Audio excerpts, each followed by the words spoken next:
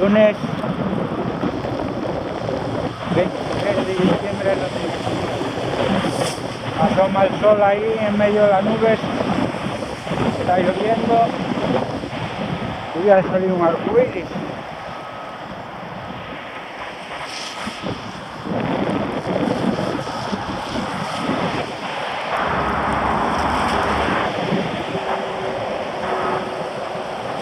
Se oye como una alarma.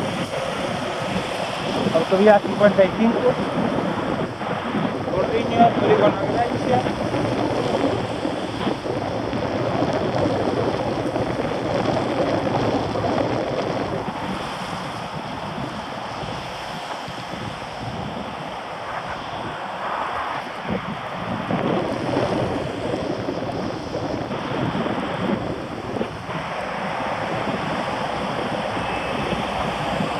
Hay un tráfico hoy, más es hora punta.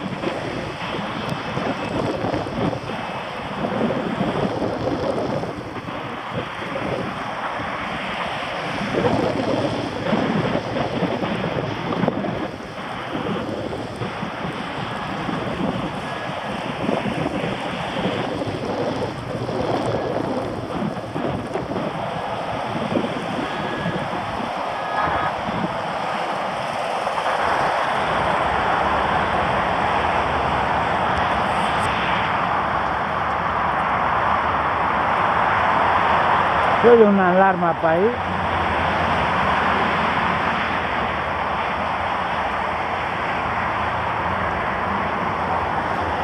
Mira, ahora sí que se ve un arcoíris.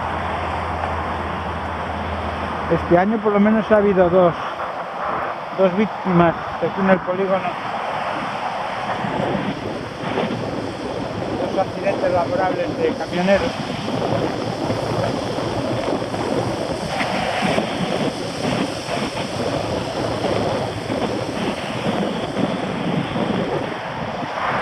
Un fallecimiento.